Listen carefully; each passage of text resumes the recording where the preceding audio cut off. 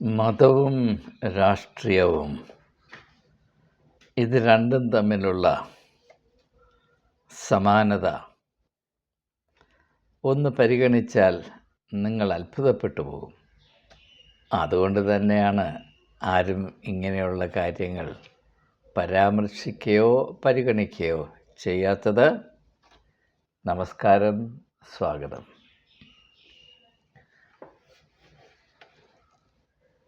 മതം എപ്രകാരമാണ് പ്രവർത്തിക്കുന്നത് എന്നത് മനസ്സിലാക്കിയിട്ടാണ് മനുഷ്യൻ്റെ രാഷ്ട്രീയ ജീവിതവും ഭൗതിക ജീവിതവും ചിട്ടപ്പെടുത്തുന്നത് എന്ന ചിന്ത എൻ്റെ മനസ്സിൽ നുഴഞ്ഞു കയറിയിട്ട് നാളേറെയായി. രാഷ്ട്രീയത്തിൽ നിങ്ങൾ കാണുന്ന എല്ലാ സമീപനങ്ങളും രീതികളും തന്ത്രങ്ങളും നിങ്ങൾ മതത്തിലും കാണും. വ്യത്യാസം ഒന്ന് മാത്രമാണ്, രാഷ്ട്രീയത്തിൽ ഒരു തന്ത്രം പ്രയോഗിക്കുമ്പോൾ അത് അശുദ്ധമാണെന്നും അതേ തന്ത്രം മതത്തിൽ പ്രയോഗിക്കുമ്പോൾ അത് വിശുദ്ധമാണെന്നും പരിഗണിക്കപ്പെടുന്നു. രാഷ്ട്രീയത്തിൽ അസത്യം പ്രയോഗിച്ച ആളുകളുടെ ലക്ഷ്യം നേടുമ്പോൾ അത് അധാർമികമാണ് എന്ന് പെട്ടെന്ന് പരിഗണിക്കപ്പെടുന്നു. ഇപ്പോൾ അധികം ആളുകൾ അതും കാര്യമാക്കാറില്ല. എന്നാലും അധർമ്മം പ്രവർത്തിക്കുന്നത് രാഷ്ട്രീയത്തിൽ നല്ലതാണ് എന്ന് അധർമ്മം പ്രവർത്തിച്ച് അതിൻ്റെ കോടികൾ കൊയ്യുന്ന ആളുകൾ പോലും പരസ്യമായി പറയാറില്ല. അവരോട് ചോദിച്ചാലും പറയും, രാഷ്ട്രീയത്തിൽ ധാർമ്മികമായ ഒരു നിലപാടാണ്, പ്രവർത്തന രീതിയാണ് അവലംബിക്കേണ്ടത് എന്നവർ പറയും. എന്നാൽ അധാർമികമായി പ്രവർത്തിച്ച് മതങ്ങൾക്ക് അല്ലെങ്കിൽ സഭകൾക്ക് ഭൗതികമായ സാമ്പത്തികമായ നേട്ടമുണ്ടാക്കുന്നത് നല്ലതാണോ അല്ലയോ എന്ന് ചോദിച്ചാൽ നല്ലതാണ് എന്ന് മാത്രമേ പറയുകയുള്ളൂ. അതിൻ്റെ നല്ല ഉദാഹരണമാണ് സഭകൾ തമ്മിലുള്ള ഭൂമിക്ക് വേണ്ടിയുള്ള തർക്കവും ഒരു സഭ മറ്റേ സഭയുടെ എല്ലാ പള്ളികളും സ്ഥാപന ജംഗമ സ്വത്തുക്കളും കൈക്കലാക്കാൻ കോടതിയുടെ സഹായത്തോടെ ആണ് എങ്കിലും സാമാന്യ ബുദ്ധിയിൽ ഇത് തികച്ചും അനീതിയും അക്രമവും മാത്രവുമാണ് എന്ന് മാത്രം തോന്നുമെന്നിരിക്കെ അങ്ങനെ ചെയ്യുന്നത് ഞങ്ങളുടെ അവകാശമാണ്, അതാണ് നീതി എന്ന് കട്ടായം പിടിക്കണമെങ്കിൽ അത് രാഷ്ട്രീയത്തിൽ പോലും സാധ്യമല്ല, അത് മതത്തിൽ മാത്രമേ സാധിക്കുകയുള്ളൂ. ഇപ്പോൾ ഇങ്ങനെയുള്ള പലവിധമായ കാര്യങ്ങൾ, ഉദാഹരണം മറ്റൊരു കാര്യം പറഞ്ഞാൽ, ഒരു രാഷ്ട്രീയ നേതാവ് ആരെയെങ്കിലും ലൈംഗികമായി ചൂഷണം ചെയ്തു എന്നൊരാരോപണം വന്നാൽ അവൻ്റെ കസേര ഏകദേശം തെറിക്കും. ബി.ജെ.പിയിലല്ലെങ്കിൽ, ബി.ജെ.പിയിലാണെങ്കിൽ തന്നെയും ഒരു പ്രത്യേക കാറ്റഗറിയിലുള്ള ആളുകളുടെ കസേര, എം.ജെ. അക്ബറിൻ്റെ കാര്യം നിങ്ങൾക്കറിയാം. എന്നാൽ അതിനേക്കാൾ മോശമായ ആരോപണം മറ്റൊരു വ്യക്തിയുടെ നേരെ അനേകം പേർ ഉന്നയിച്ചിട്ടും അദ്ദേഹത്തിനോട് യാതൊരു നടപടിയും എടുക്കുവാൻ ആ പാർട്ടി കൂട്ടാക്കിയില്ല. ഇത് ഒരു പാർട്ടിയിലല്ല, എല്ലാ പാർട്ടിയിലുമുള്ള രോഗമാണ്. പക്ഷേ ഈ രോഗത്തിൻ്റെ മൂർച്ച പാർട്ടികൾ മാറുന്നതനുസരിച്ച് കൂടിയും കുറഞ്ഞും ഇരിക്കും എന്നത് മാത്രം. അപ്പോൾ ഏതെങ്കിലും ഒരു രാഷ്ട്രീയ നേതാവ് ലൈംഗികമായ അതിക്രമം കാണിച്ചു എന്ന ആരോപണം വന്നാൽ അവന് വലിയ പ്രയാസത്തിലാകും. എന്നാൽ ഒരു മെത്രാൻ അത് ചെയ്തു എന്ന് പറഞ്ഞാൽ അവനെ സംരക്ഷിക്കുക ഒരു സഭയുടെ കടമയാണ് എന്ന കട്ടായം പിടിക്കുന്ന നിലപാടാണ് നാളിതുവരെയും നിലവിലുള്ളത് എന്നത് തെളിവുകൾ സമ്മതിക്കുവാൻ മനസ്സുള്ളവർക്ക് പെട്ടെന്ന് തിരിച്ചറിയാവുന്നതാണ്. അപ്പോൾ ഇതെല്ലാം മനസ്സിൽ വെച്ചുകൊണ്ട് ഞാൻ ചിന്തിക്കുമ്പോൾ രാഷ്ട്രീയവും മതവും തമ്മിലുള്ള ആ സിമിലാരിറ്റി ഒന്ന് മറ്റതിൻ്റെ മിറർ ഇമേജാണ് എന്ന് തോന്നിപ്പിക്കുമാറാണ് ഇപ്പോൾ രണ്ടും സ്ഥിതി ചെയ്യുന്നത്. അതുകൊണ്ടാണ് രാഷ്ട്രീയവും മതവും എപ്പോഴും പരസ്പരം സഹായിച്ചും കൈത്താങ്ങൽ നൽകിയും ശക്തിപ്പെടുത്തിയും നിലനിന്ന് പോകുന്നത്, പ്രവർത്തിക്കുന്നത് എന്ന് നിങ്ങൾക്ക് അറിയാം. കേരളത്തിൽ ഇപ്പോഴുള്ള ഒരു പ്രത്യേകമായ ഈ അടുത്ത കാലത്ത് കൂടുതൽ ശക്തി പ്രാപിച്ചൊരു പ്രവണതയാണ് രാഷ്ട്രീയ നേതാക്കന്മാരുടെ, പ്രത്യേകിച്ച് ചില രാഷ്ട്രീയ പാർട്ടിയിലുള്ള നേതാക്കന്മാരുടെ ആനുകൂല്യവും അനുഗ്രഹവും സംരക്ഷണവും ഉണ്ടെങ്കിൽ ഒരു സഭയ്ക്ക് രക്ഷപ്പെടാം. അതേത് സഭയാണെന്ന് നിങ്ങൾക്കറിയാം, ഏത് രാഷ്ട്രീയ പാർട്ടിയിലുള്ള നേതാക്കന്മാരാണ് നിങ്ങൾക്കറിയാം.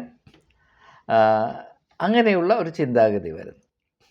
അപ്പോൾ ദൈവത്തെ സംരക്ഷിക്കണമെങ്കിലും രാഷ്ട്രീയക്കാരുടെ കൈത്താങ്ങൽ വേണം എന്നൊരു സൂചനയാണ് അവിടെ ഉള്ളത്. ഇതൊക്കെ നമ്മുടെ മുമ്പിൽ അരങ്ങേറിക്കൊണ്ടിരിക്കുന്ന നാടകങ്ങളാകയാൽ ഇവയെ ശ്രദ്ധിക്കുക നമ്മുടെ കടമയാണ്.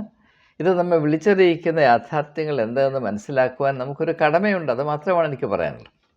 അപ്പോൾ ഇത് കുറച്ചുകൂടെ മനസ്സിലാകുന്നതിന് വേണ്ടി രാഷ്ട്രീയവും മതവും തമ്മിലുള്ള ഈ വലിയ സിമിലാരിറ്റി ഒന്ന് മറ്റതിൻ്റെ മിറർ ഇമേജ് എന്നതുപോലെ ആയിത്തീരുന്നതിൻ്റെ ഒരു വശം മാത്രം അല്പം ഒന്ന് ചിന്തിച്ച് ഞാൻ ഈ വീഡിയോ ഉപസംഹരിക്കുന്നതാണ്. നിങ്ങൾ രാഷ്ട്രീയത്തിൽ തിരഞ്ഞെടുപ്പ് നടക്കുന്നുണ്ട്, അതിൽ പങ്കെടുത്തവരാണ്. തിരഞ്ഞെടുപ്പ് സമയത്ത് വോട്ട് പിടിക്കാൻ വരുന്ന സ്ഥാനാർത്ഥികളുടെ പ്രവർത്തന രീതി, പെരുമാറ്റ രീതി നിങ്ങൾ ശ്രദ്ധിച്ചിട്ടുണ്ടോ?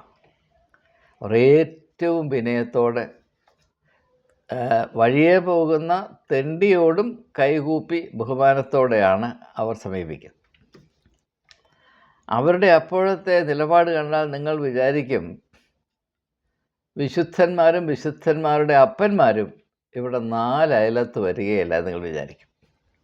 അയ്യോ, ഇത്ര അരുമയാന ആണുങ്ങൾ ഈ ഭൂമിയുടെ പരപ്പിലുണ്ടോ എന്ന് നിങ്ങൾ അത്ഭുതപ്പെട്ടു പോകും. എന്തൊക്കെയാണ് കാട്ടിക്കൂട്ടുന്നത്!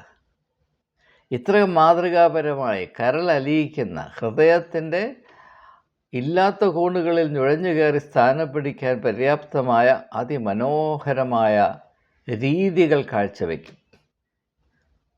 ആരും തിരിഞ്ഞു നോക്കാത്ത ആളുകളെ വന്ന് ഒരു പക്ഷേ പുറം തലോടി എന്നിരിക്കും, അവരോട് തേനൂറുന്ന വാക്കുകൾ പറഞ്ഞെന്നിരിക്കും. എന്നാൽ ഇലക്ഷനൊക്കെ കഴിഞ്ഞ് വിജയം പ്രാപിച്ച ശേഷം പിന്നെ കളി വേറൊന്നാണ്. നിങ്ങൾക്കറിയാം. അതിൻ്റെ വിശദാംശങ്ങൾ കൂടുതലായി പറഞ്ഞ് നിങ്ങളെ ബോറടിപ്പിക്കേണ്ട കാര്യമില്ല എന്നാണ്. അതാണ് യാഥാർത്ഥ്യം. ഇത് മനസ്സിൽ വെച്ചുകൊണ്ട് ഞാൻ ക്രിസ്തുമതത്തെ മാത്രം ഊന്നിയാണ് പറയാൻ പോകുന്നത്. മറ്റ് മതങ്ങളിൽ നിന്ന് ക്രിസ്തുമതത്തിലേക്ക് ആളുകളെ മതം മാറ്റുവാനായി ശ്രമിക്കുന്ന ആളുകൾ അവർ ഉദ്ദേശിക്കുന്ന ഇരകളെ എപ്രകാരമാണ് സമീപിക്കുന്നത് എന്ന് നിങ്ങൾ സൂക്ഷിച്ചിട്ടുണ്ടോ? അയ്യോ, അവരോട് എന്ത് സ്നേഹമാണ്, അവരോടുള്ള കരുതൽ എത്ര വലുതാണ്, അവർക്ക് കൊടുക്കുന്ന ബഹുമാനവും ശ്രദ്ധയും അറ്റൻഷൻ എത്ര അത്ഭുതാവഹമാണ്, അവർക്ക് വേണ്ടി ചിലവഴിക്കുന്ന സമയം, അവരെ സേവിക്കുവാനുള്ള താല്പര്യം, അവരോട് കാണിക്കുന്ന കരുതൽ, സ്നേഹം, ഇത് കണ്ടാൽ നമ്മൾ അതിശയിച്ചു പോകും. എന്നാൽ അവർ ഇതൊക്കെ കണ്ട് ഇതിലൊക്കെ വിശ്വസിച്ച് മതമാറ്റത്തിന് തങ്ങളെ തന്നെ വിധേയമാക്കി അവർ അവരുടെ പരമ്പരാഗതമായ മതം ഉപേക്ഷിച്ച് ക്രിസ്തുമതത്തിലേക്ക് വന്നു. അതിനുശേഷം എന്ത് സംഭവിക്കുന്നു? അവരുടെ അവസ്ഥ എന്താണ്? ജനാധിപത്യ രാഷ്ട്രീയത്തിൽ വോട്ട് കൊടുത്ത് നേതാവിനെ കസേരയിൽ കയറ്റി ഇരുത്തിയിട്ട് ജനങ്ങൾ അതേ നേതാവിനെ അന്വേഷിച്ച് തെക്കും വടക്കും കിഴക്കും പടിഞ്ഞാറും വാലെ തീ പിടിച്ചതുപോലെ പരതി ഓടുന്നതിനേക്കാൾ കഷ്ടമാണ് ഒരു മതം വിട്ട് ക്രിസ്തുമതത്തിലേക്ക് കയറി വന്ന ആളുകളുടെ അവസ്ഥ. അവർ മാമോദീസ ഏൽക്കുന്ന ആ നിമിഷം, ആ ദിവസം അവരുടെ വില പോകും. പിന്നെ അവരെ ആരും ശ്രദ്ധിക്കാറില്ല. എന്ന് മാത്രമല്ല, മാർഗം കൂടികളെന്ന് പറഞ്ഞ് പുച്ഛത്തോടു കൂടെയാണ് അങ്ങനെയുള്ളവരെ കാണുന്നത്. ഒരിക്കലും അവരെ തങ്ങളുടെ നടുവിലേക്ക് ആനയിക്കുകയോ തങ്ങളോട് ഇടപഴകാനുള്ള അവസരം നൽകുകയോ തങ്ങളെപ്പോലെ അവരെ കരുതുകയോ പ്രധാനപ്പെട്ട ജീവിത അനുഭവങ്ങളിൽ അവർ നമ്മൾക്ക് തുല്യരാണ് എന്ന് നാം സമ്മതിക്കുകയോ ചെയ്യുകയില്ല. ഞാൻ എൻ്റെ ഒരു അനുഭവം പറയുമ്പോൾ നിങ്ങൾക്ക് ഇത് കുറച്ചുകൂടെ വ്യക്തമാകും. ദീർഘനാളുകൾക്ക് മുൻപ് ഞങ്ങൾക്ക് കൊച്ചു കുട്ടികളുണ്ടായിരുന്ന സമയത്ത് ഞങ്ങൾക്ക് സഹായത്തിനായി ഒരു പെൺകുട്ടി കേരളത്തിൽ നിന്ന് ഡൽഹിയിൽ ഞങ്ങളുടെ കൂടെ വന്നു. അപ്പോൾ അത് ഓർത്തഡോക്സ് സഭയിലെ ഒരു കന്യാസ്ത്രീയിൽ കൂടെയാണ് അങ്ങനെ ഒരു സഹായം ഞങ്ങൾക്ക് ലഭിച്ചത്. ഞങ്ങളുടെ ഹൃദയം കവരുന്ന വിധത്തിൽ വളരെ സമർപ്പണത്തോടെ ഞങ്ങളെ അത്ഭുതപ്പെടുത്തിക്കൊണ്ട് ഞങ്ങളുടെ ഒരു കുടുംബത്തിലെ അംഗത്തേക്കാൾ ചുമതലയോടെ അതിഭംഗിയായി ആ പെൺകുട്ടി ഈ ശുശ്രൂഷ ചെയ്തു. അപ്പോൾ ഞാൻ ശ്രദ്ധിച്ചപ്പോൾ മനസ്സിലായത് ഡിഗ്രി ഫസ്റ്റ് ഇയർ വരെ പഠിച്ചതാണ്. വാസ്തവത്തിൽ നിന്ന് ചങ്കുരുകിപ്പോയി.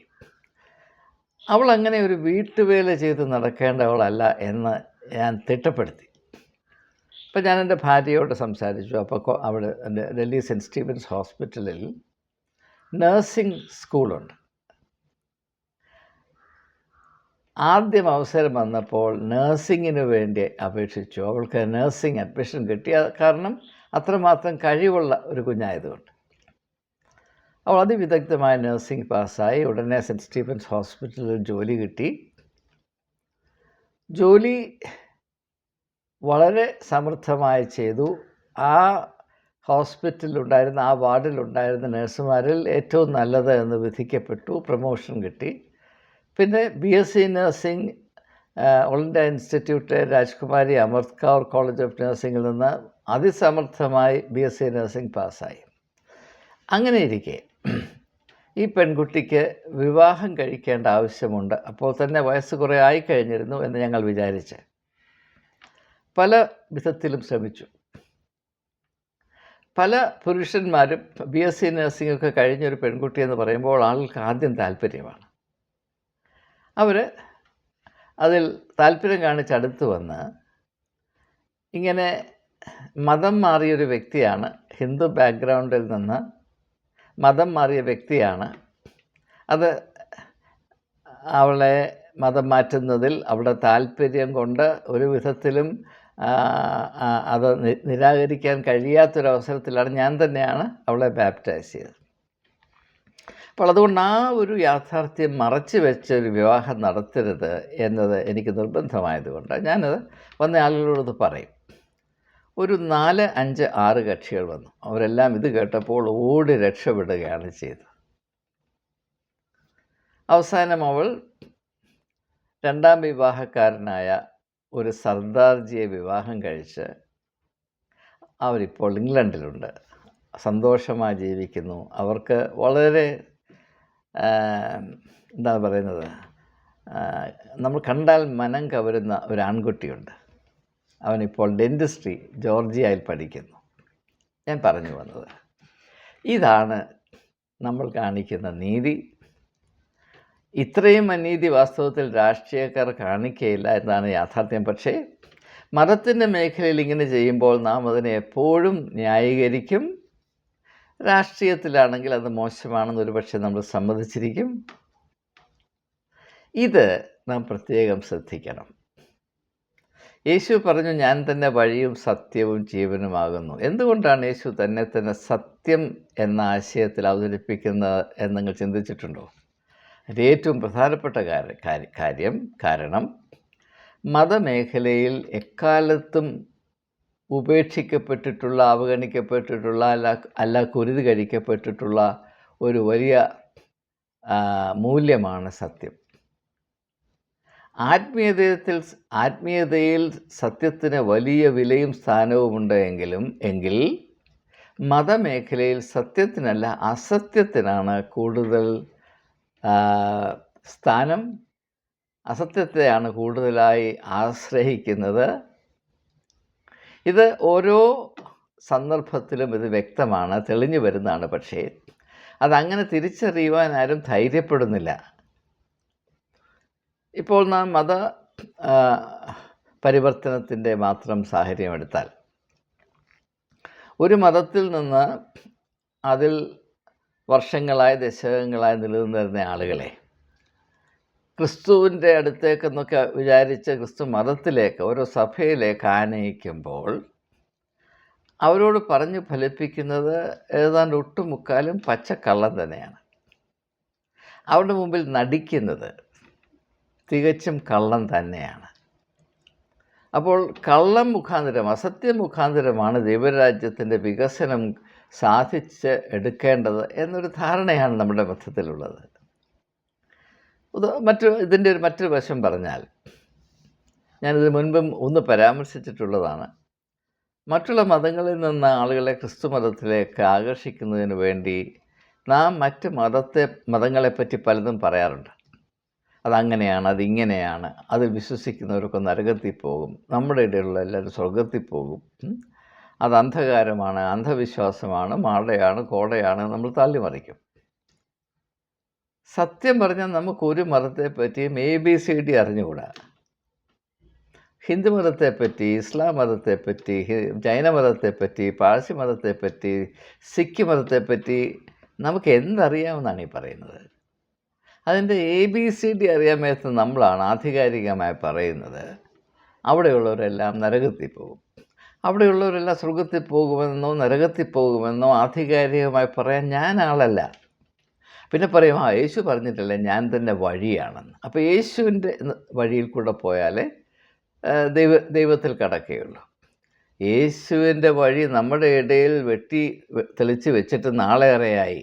ആ വഴിയിൽ സഞ്ചരിക്കുന്ന 10 ക്രിസ്ത്യാനികളെ ഒന്ന് കാണിക്കാമോ? ആ വഴിയിൽ സഞ്ചരിക്കുന്ന 10 മെത്രാന്മാരെ ഒന്ന് കാണിക്കാമോ? എന്തായി പറയുന്നത്? ആരോടാണ് ഈ പറയുന്നത്? അതാണ് ഞാൻ പറയുന്നത്. മതത്തിൻ്റെ ഗുണത്തിന് വേണ്ടി നാം എക്കാലത്തും കള്ളം മാത്രമേ പറഞ്ഞിട്ടുള്ളൂ. അതിൻ്റെ ഉത്തമ ഉദാഹരണം, ആർക്കും ഒരു കാലത്തും അവഗണിക്കാൻ വയ്യാത്തൊരു ഉദാഹരണമാണ് മഹാപുരോഹിതൻ്റെ മുമ്പിൽ വച്ച് യേശുവിനെ വിചാരണ ചെയ്യുന്നത്. മഹാപുരോഹിതൻ യേശുവിനെ വിചാരണ ചെയ്യുമ്പോൾ അതിന് സഹായമായി ഉപയോഗിക്കുന്നത് കള്ള സാക്ഷികളെയാണ്. അതെന്നേക്കുമായ ഒരു അടയാളപ്പെടുത്തലാണ്. മതത്തിൻ്റെ സംരക്ഷണത്തിന് വേണ്ടി എക്കാലത്തും എല്ലാ ഇടങ്ങളിലും എല്ലാ മതങ്ങളെ സംബന്ധിച്ചും മനുഷ്യൻ ആശ്രയിച്ചിരുന്നത് സത്യത്തെയല്ല അസത്യത്തെ തന്നെയാണ് എന്ന് നാം മനസ്സിലാക്കേണ്ട കാലം കഴിഞ്ഞിരിക്കുന്നു. അതുപോലെ തന്നെ മതത്തെ വികസിപ്പിക്കാൻ നാം ഇറങ്ങിത്തിരിക്കുമ്പോഴും അതിനും നാം പ്രയോഗിക്കുന്നത് അസത്യമാണ്. മതത്തെ ഏതെല്ലാം വിധത്തിൽ സംരക്ഷിക്കുക. ഇപ്പോൾ നമുക്കറിയാം, നമ്മുടെ ഇടയിൽ ബിഷപ്പ് യോഹന്നാനെ പറ്റിയുള്ള പ്രശ്നമുണ്ടായി. അദ്ദേഹത്തിൻ്റെ സാമർഥ്യം കൊണ്ട് അദ്ദേഹം സ്ഥാപിച്ച സഭയ്ക്ക് ഭീമമായ സാമ്പത്തിക നേട്ടമുണ്ടായി. ഈ വൻപിച്ച സമ്പത്ത് കൈകാര്യം ചെയ്യുന്നതിൽ 100% സത്യസന്ധത പാലിച്ചിട്ടില്ല എന്നതിനെപ്പറ്റി എനിക്ക് യാതൊരു സംശയമില്ല. ഇത് ബിഷപ്പ് KP യോഹന്നാൻ്റെ സഭയെപ്പറ്റി മാത്രമല്ല, എല്ലാ സഭകളും അതിൻ്റെ ഉള്ളിൽ സത്യത്തെയല്ല അസത്യത്തെ മാത്രമാണ് ആശ്രയിക്കുന്നത് എന്ന് എല്ലാ സഭകളോടും വളരെ അടുത്ത ബന്ധം ഉണ്ടായിരുന്നൊരു വ്യക്തി എന്ന നിലയിൽ എനിക്ക് നെഞ്ചത്ത് കൈവച്ച് സാക്ഷീകരിക്കാൻ കഴിയും. പക്ഷേ ഇങ്ങനെയുള്ള വിഷയങ്ങളെപ്പറ്റി ആരും ശബ്ദിക്കരുത്. ഇതൊക്കെ ഉണ്ടെങ്കിലും ഇല്ല എന്നടിച്ച് നടന്നുകൊള്ളണം. ഇതാണ് നമുക്ക് നൽകപ്പെട്ടിരിക്കുന്ന ഒരു ശാപം. യേശു സത്യമാണെന്ന് പറയുകയും അതേസമയം തന്നെ യേശുവിൻ്റെ മാർഗത്തിൽ കൂടെ സഞ്ചരിക്കുമ്പോൾ കള്ളമേ പറയാവൂ, സത്യം പറഞ്ഞാൽ യേശുവിൻ്റെ മാർഗം പൊടിഞ്ഞു പോകും എന്ന് പറയുന്ന ഈ ഒരു അവസ്ഥ, ഇത് ലോകത്തിലേക്കും അപഹാസ്യമാണ്.